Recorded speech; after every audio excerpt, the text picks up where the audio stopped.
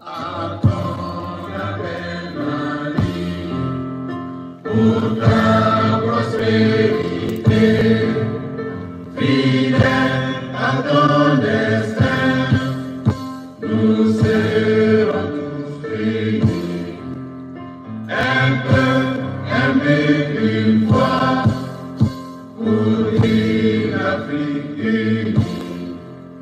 Si l'ennemi découvre son front, au-dedans ou au-dehors, debout sur les remparts, nous sommes résolus de mourir pour l'Afrique et pour toi, Mali.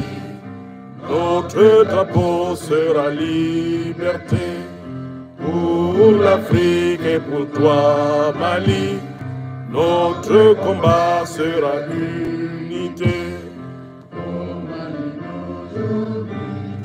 Au Mali de demain, les gens fleurissent d'espérance, les cœurs vibrent de confiance.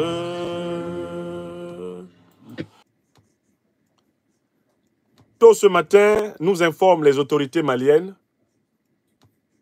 et notamment le chef d'état-major de l'armée malienne, le général Diarra, les terroristes qui, aux côtés de l'OTAN, ont attaqué en 2011 la Libye, saccagé la Libye, pillé la Libye et assassiné Kadhafi en bonne entente avec l'OTAN. Les mêmes terroristes qui attaquent et ensanglantent le Sahel depuis plus de 10 ans maintenant ont à nouveau attaqué notre Mali bien-aimé. Le Mali dont je sors, où j'étais en vacances le mois passé. Ils ont attaqué la capitale du Mali et tenté de frapper les sites de l'aéroport Bamako-Sénou et de la gendarmerie de Faladier en tentant de créer des points de fixation qui, croyaient-ils, leur permettraient de progresser et ainsi de se rendre maître de la capitale malienne. La réaction professionnelle des forces armées maliennes a été impeccable. Et je voudrais ici faire écouter les propos du général Diarra, qui est bien mieux placé pour vous rendre compte de la situation que moi. Je les ai publiés à partir de sa déclaration sur l'ORTM, une radio-télévision qui est chère aux Africains et que nous écoutons désormais comme la prunelle de nos yeux. Le général Diarra a parlé. Et puis nous allons donner la parole pour savoir ce que le porte-parole des terroristes, lui, il a dit. Parce que là, vous allez entendre parler le porte-parole des terroristes. Et vous allez confronter les deux versions pour savoir qui attaque, une fois de plus, l'Afrique, qui attaque le Mali, et pourquoi ils échouent. Alors, d'abord, le compte rendu du général Diarra, vous entendez... A été la cible d'une attaque terroriste tôt ce matin. A été la cible d'une attaque terroriste tôt ce matin. Le chef d'état-major général des armées, le général de division Oumar Diarra, s'est rendu sur les lieux pour constater la situation et encourager les FAMA pour leur professionnalisme à mettre les assaillants en déroute. La situation est sous contrôle et le ratissage de la zone se poursuit. Au micro de Tamsir Diabaté, il nous livre ses premières impressions. Écoutez. Moi, ce matin, il y a eu des tentatives d'infiltration un peu complexes au niveau de l'école de gendarmerie ici. Et depuis le premier coup de feu, voilà, on a déployé les forces et à l'heure où je vous parle, depuis les premières heures, la situation est sous contrôle. Ma présence ici même, voilà, dans cet état-là, prouve comme quoi vraiment la situation est sous contrôle. Donc je voudrais en un premier lieu vraiment rassurer les populations maliennes de varier librement à leur affaire. La situation a été prise en compte par les forces armées maliennes. Les terroristes qui étaient infiltrés ont été neutralisés. Les ratissages continuent. Et les complices aussi, nous sommes en train de travailler vraiment pour récupérer des complices, pour vraiment contrôler la situation. C'est notre travail, nous sommes des professionnels. Je voudrais aussi demander à la population de fournir des informations. Je pense que l'appui a été vraiment très substantiel, permis de récupérer les suspects qui étaient passés par là. Et donc les investigations sont en cours. On vient de voir tous les terroristes qui ont été neutralisés ici. Le point est en train d'être fait, les évaluations vont être faites. C'est le monde de la population malienne. Cette situation-là, elle est faite exprès. Que nous sommes tous des Maliens, que les gens ne travaillent pas, nous mettent dos à dos. Tu dis, il faut éviter les amalgames.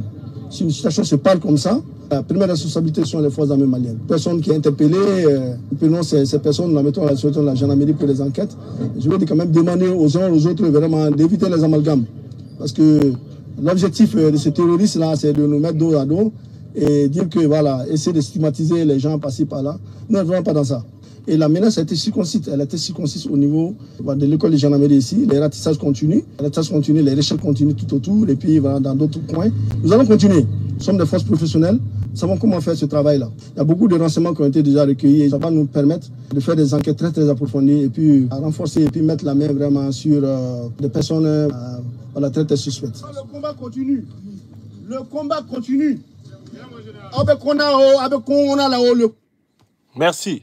Merci, mon général. Alors, voilà donc la version du chef d'état-major de l'armée malienne qui a été diffusée sur l'ORTM. Et je vous l'ai fait écouter. Alors, dans cette version, il y a 3 choses qu'il faut retenir. Les autorités maliennes nous informent que l'infiltration terroriste a été correctement traitée, que l'essentiel de la horde offensive a été neutralisé. Ça, c'est le devoir des forces de défense et de sécurité de n'importe quel pays normal. Saluons une fois de plus ici les forces armées du Mali pour la qualité du travail abattu. Il y a une deuxième information qui est importante. Le chef d'état-major de l'armée du Mali, des FAMA, demande aux populations de ne pas tomber dans l'un des pièges qui a souvent été tendu par les colons aux Africains ces derniers siècles pour diviser les Africains et régner sur eux. C'est de tenter en fait de présenter les conflits comme étant des règlements de compte entre les ethnies. Le général Diarra, in fine, veut dire il ne faut pas tomber dans le piège de penser que, eh bien, il y aurait dans cette attaque l'indice d'un problème entre les ethnies sœurs, métissées, mêlées, mélangées, qui constituent notre peuple au Mali. Donc, personne ne se lève dans notre terre africaine du Mali pour indexer a priori son frère, parce qu'il est de telle ou telle ethnie, comme étant probablement lié aux terroristes. C'est l'avertissement que lance le chef d'état-major à la population pour que celle-ci, sous l'effet de la colère, ne tombe pas dans les confusions et ne commettent pas des erreurs qui vont exacerber la division, ce qui est l'objectif des néocolonialistes, des impérialistes qui financent et qui arment les terroristes en Afrique. J'ai déjà donné plusieurs conférences à l'adresse des Africaines et des Africains pour leur expliquer les pièges que les néocolonialistes et les impérialistes, à travers le terrorisme, nous tendent. Je voudrais les rappeler à l'occasion de ce que le général Diarra a dit. Premier piège, ils veulent amener les Africains à s'entretuer sur des bases religieuses. Ils chercheront toujours à jeter le musulman africain contre le chrétien africain, le chrétien africain contre le musulman africain. Ils chercheront toujours à jeter le chrétien et le musulman africain contre le kamite, le traditionnaliste africain. Ils chercheront à jeter le traditionnaliste africain contre le musulman, contre le chrétien. Je vous l'ai dit, je l'ai enseigné. L'Afrique doit être prévenue et elle doit être vigilante contre la manipulation de la religion pour occasionner des divisions. Deuxième méthode que l'impérialisme, le colonialisme, le néocolonialisme et le terrorisme qui est à leur service ont toujours utilisé, c'est l'opposition ethnique. Ils vont tout faire pour donner l'impression que la lutte contre le terrorisme qui est menée par l'État souverain du Mali, par les États souverains africains, est une lutte contre certaines ethnies. Ils vont essayer de mettre dans le crâne de nos populations que la lutte contre le terrorisme, c'est la lutte contre les Touaregs. Ah, c'est la lutte contre les Peuls. Ah, c'est la lutte contre tel groupe ethnique. Il ne faut jamais tomber dans ce deuxième piège. Car en fait, c'est ainsi qu'ils ont amené les Africains à des génocides inter-africains comme celui des Tutsis, eh bien, au Rwanda, qui a été le fait des Hutus extrémistes, n'est-ce pas, contre leurs propres frères. Et même contre des Hutus modérés. Donc, la deuxième arme qu'ils essayent systématiquement d'utiliser contre l'Afrique, c'est l'exploitation de la division ethnique. Ils vont essayer de faire passer la lutte antiterroriste comme étant la traque d'une ethnie. Voilà pourquoi il ne faut pas traquer une ethnie. Il ne faut même pas que ce soit le réflexe de penser qu'a priori, quand mon frère est de telle ou telle ethnie, ça veut dire que c'est un ennemi. Au contraire, il faut se baser strictement sur les faits, les actes que les individus posent. Et il faut les punir pour ces faits et pour ces actes, les combattre quand ces faits et ces actes sont des délits, quand ces faits et ces actes sont des crimes. Si tu es terroriste et que tu t'attaques à notre peuple au Mali, les autorités du Mali vont te neutraliser ou t'arrêter, non pas parce que tu es Dogon, tu es Bambara, tu es Peul, tu es ceci ou tu es cela. Tu seras arrêté ou neutralisé parce que tu es terroriste. Écris ça. Il ne faut pas les laisser tribaliser et ethniciser la lutte antiterroriste, la lutte anticolonialiste, la lutte anti-impérialiste, la lutte pour la souveraineté du peuple africain. Ce n'est pas la lutte contre une de nos ethnies. Car nous sommes de toutes les ethnies. Dans notre sang d'Africains, coulent tous les sangs de l'Afrique. Nous sommes tous des Africains. Et nous sommes liés par l'histoire, liés par la communauté de destin, les uns aux autres. Que personne ne vienne nous dire, règle des comptes avec tes frères, qui seraient de telle ou telle ethnie, parce que ce sont eux qui sont a priori tes ennemis. C'est ça le fond du message du général Diarra. Pas d'amalgame. Pas d'accusation sans fondement. Pas de règlement de compte. Pas de vengeance. Mais justice. Mais sécurité. Mais fermeté contre ceux qui prennent des armes contre le peuple africain. On s'en fout de leur groupe ethnique. Tu es terroriste, tu n'es que d'une seule ethnie. Ce sont les terroristes. Tu es de l'ethnie des terroristes. La lutte antiterroriste ne combat qu'une ethnie. L'ethnie des terroristes. Et les terroristes sont issus de toutes les ethnies qu'il y a sur cette terre.